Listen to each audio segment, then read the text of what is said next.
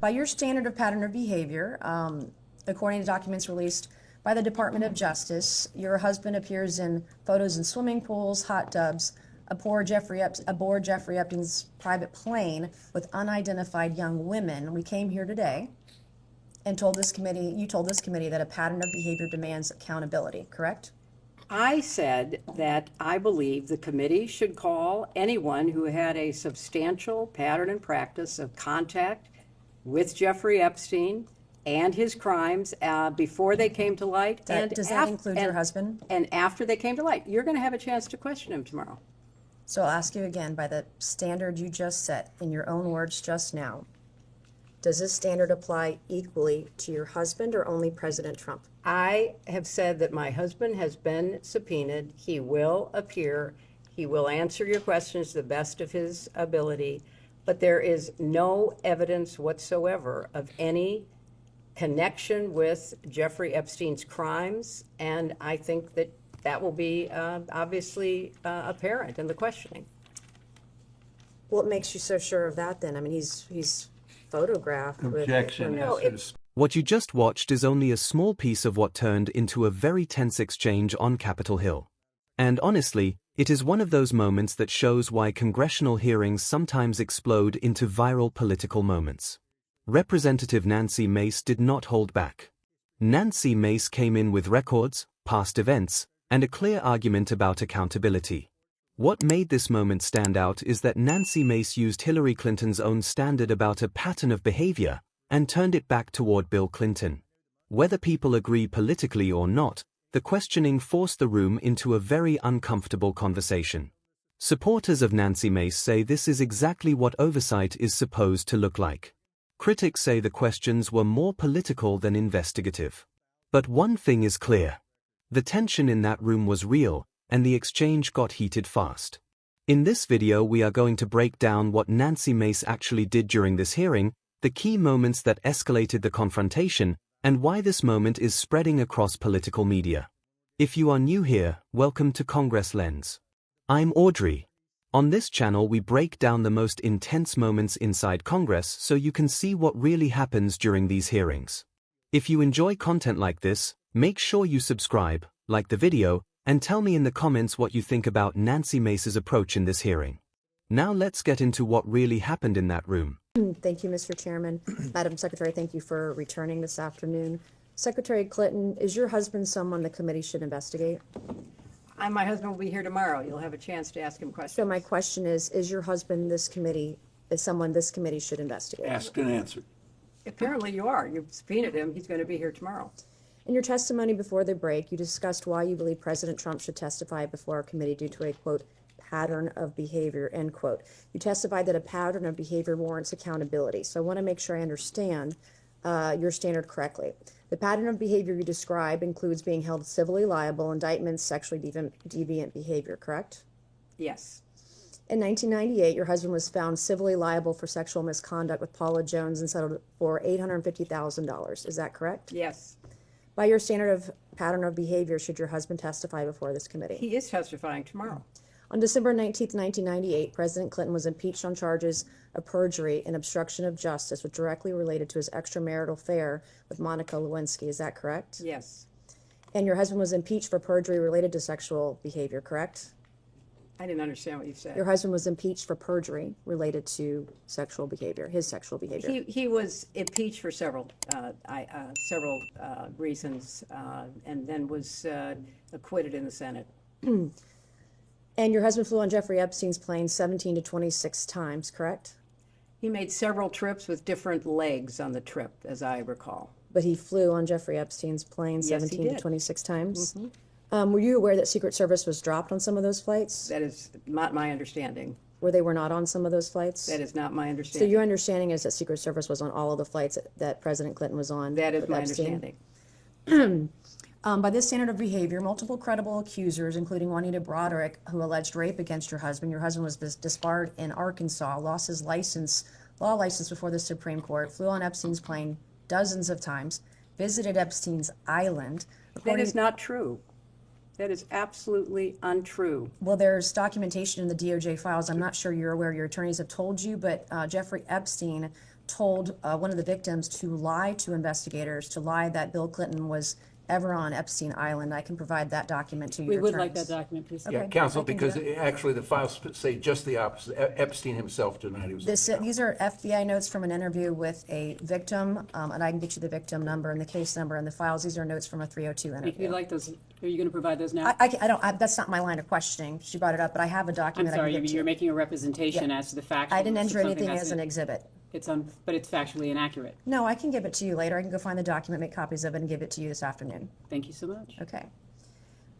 By your standard of pattern of behavior, according to documents released by the Department of Justice, your husband appears in photos in swimming pools, hot tubs, aboard Jeffrey Epstein's private plane with unidentified young women. We came here today and told this committee, you told this committee that a pattern of behavior demands accountability, correct?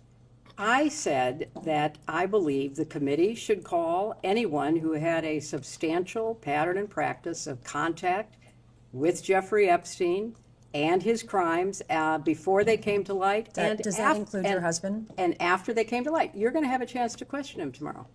So I'll ask you again, by the standard you just set in your own words just now, does this standard apply equally to your husband or only President Trump? I have said that my husband has been subpoenaed. He will appear. He will answer your questions to the best of his ability.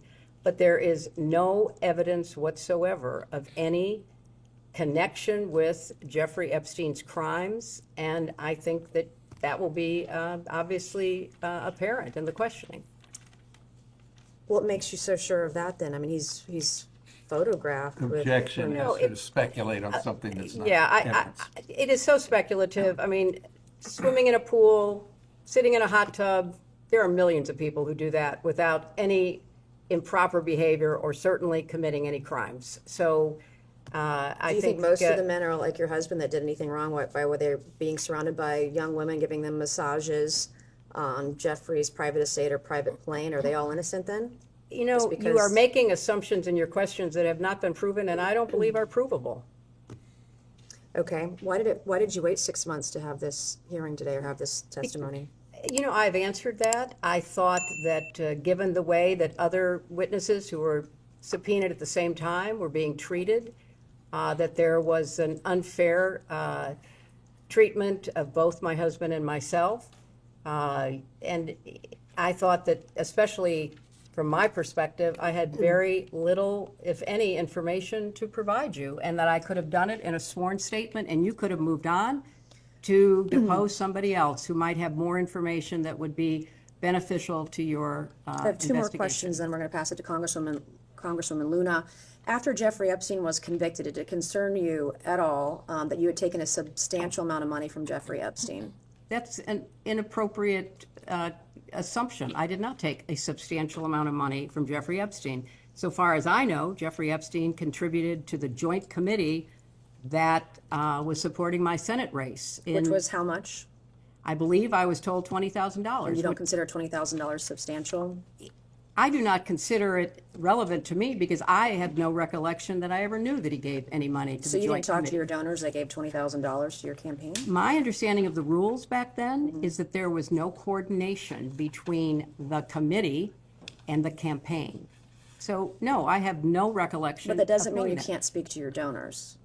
That doesn't prohibit, the law does Don't- not prohibit you speaking to But donors. I didn't know he was a donor. As far as I knew, he was not a donor until I learned this in Did it preparation concern you for at the all that Ghislaine testimony. Maxwell was heavily involved with people you knew and were close to? I knew people that I knew her. Yes, that's true. And you just shrugged, you didn't want to look into it or You know, have any nobody, question you know, about it? until her crimes were revealed and she was indicted and tried and convicted, I don't think people knew very much about at all And what then she how do was you know doing. Howard Lutnick? I know Howard Lutnick because when I was senator on 9/11, the firm he headed, Cantor Fitzgerald, suffered the greatest loss of life. As I recall, something like 650 of his employees were murdered by terrorists that day.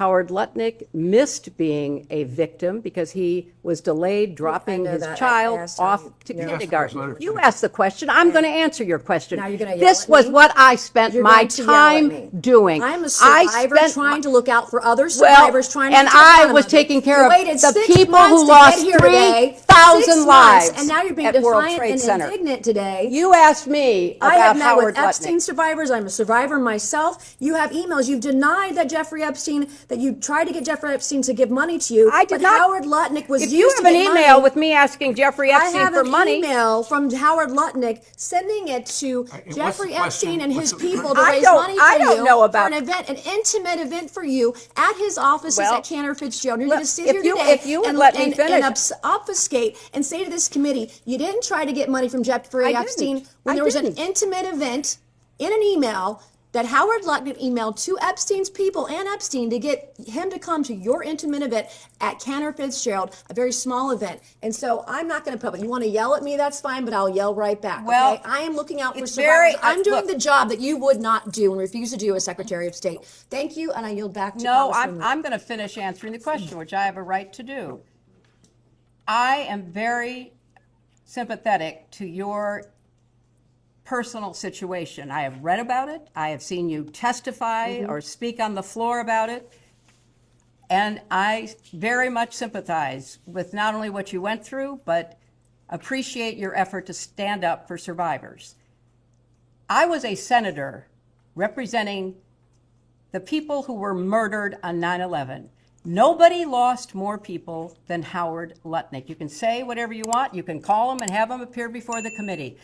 But I knew him as the man who lost the employees that he knew intimately, including his brother. And he was a So go-between I between worked- you and Let Jeffrey her finish Epstein her raising answer, money please. for you. Let her finish her answer. You know what? If you don't want to hear what emotionally affected me, that's fine. But that's why I know Howard Lutnick. I went to the memorial service every 9/11 after the formal service was held. I see what you're with doing here, all- and you're with obfuscating all from of the his questions. He was people, the go-between families. between you and Jeffrey Epstein raising money for your Well, campaign. you know, Howard Lutnick and I did work Thank you. I will together now yield because to we had a lot of Congresswoman. victims Thank you. to take care of, and we worked together to rebuild downtown Manhattan. That is how I know Howard Lutnick. After watching the full exchange, one thing becomes very clear. Nancy Mace walked into that hearing with a plan and carried it out step by step. Nancy Mace focused on one main argument.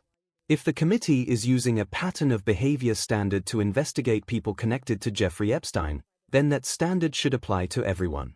Nancy Mace made it clear that the rule should not be selective. The tone of the hearing shifted when Nancy Mace began listing Bill Clinton's past controversies. Nancy Mace mentioned the Paula Jones settlement, the impeachment connected to the Monica Lewinsky scandal, and the repeated flights on Jeffrey Epstein's plane. What Nancy Mace was doing was building a timeline. Nancy Mace was pointing to events that, in her view, deserved questioning under the same standard being used for others. And that was the key point. Nancy Mace was not claiming guilt. Nancy Mace was arguing that the same level of scrutiny should apply. Hillary Clinton pushed back strongly. Hillary Clinton said Bill Clinton had already been subpoenaed and would testify. Hillary Clinton also insisted there was no evidence connecting Bill Clinton to Epstein's crimes. But Nancy Mace kept pressing the issue. Nancy Mace asked whether the same standard Hillary Clinton used when talking about Donald Trump should also apply to Bill Clinton.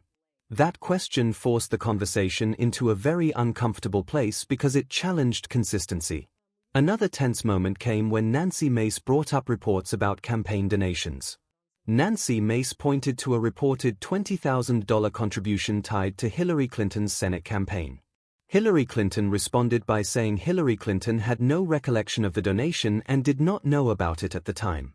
Nancy Mace continued pushing, especially when emails involving Howard Lutnick and fundraising discussions were mentioned. That is when the exchange became more emotional. Here is my take. Nancy Mace clearly believed the committee had a responsibility to ask hard questions, no matter who was involved. Nancy Mace framed the issue around equal standards and accountability. Nancy Mace also used a smart strategy. Nancy Mace took Hillary Clinton's own words about patterns of behavior and turned that argument back on the Clinton family. In politics, that kind of reversal can be very powerful.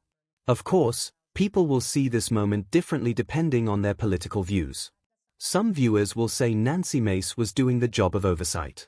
Others will say the exchange was more about politics. But one thing is undeniable. Nancy Mace came prepared. Nancy Mace had details, references, and a clear line of questioning that kept the pressure on. That is why this moment is getting so much attention. When a member of Congress openly challenges one of the most well-known political families in America during a hearing, people are going to pay attention. Now I want to hear from you. Do you think Nancy Mace was right to press these questions, or do you think the exchange went too far? Let me know your thoughts in the comments. And if you want more breakdowns of intense moments inside Congress, make sure you subscribe to Congress Lens.